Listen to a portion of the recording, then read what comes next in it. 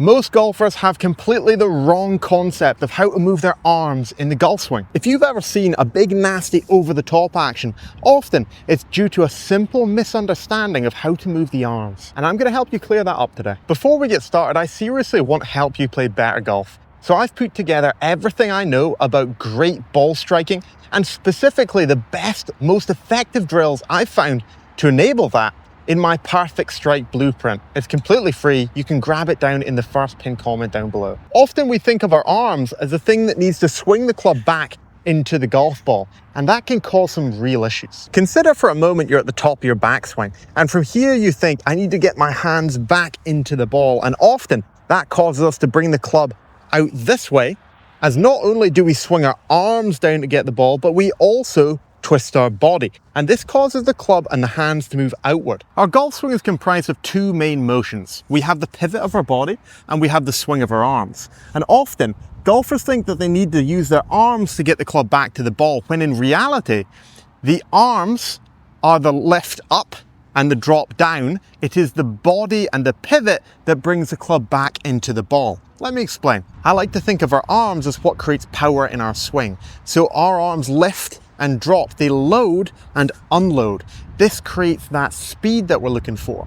They don't necessarily have to move around our body loads. If we just lift our arms and then turn our body, we can get the club in a pretty decent place where we can actually get some pretty good contact from. So if our arms do the lifting and the loading and unloading of that speed and power in the wrist, then our body pivot can control the motion of the club. The pivot of the body brings the club back in to hit the ball. One of my favorite drills for starting to understand this sequence is swinging up to the top of my backswing and dropping the arms, letting my hands touch my right leg. And from here, just turning the body through. This is the general sensation that we're looking to get. Our arms are the lift and drop. Our body is the around. So it's a drop of the arms and a turn of the body.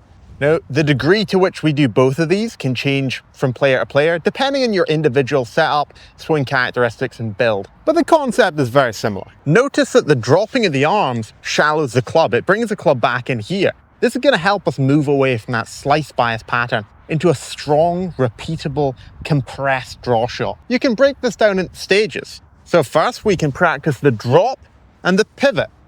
Get comfortable with those two motions completely separate like that. Then once we've got a wonderful sensation for those two feelings, we can blend them both together and start slow. So we're trying to drop the arms and pivot the body at the same time, getting a wonderful sensation for how those blend together. So it's a drop to the arm as I pivot my body, letting the arms just fall back onto my right leg as I turn with the body pivot.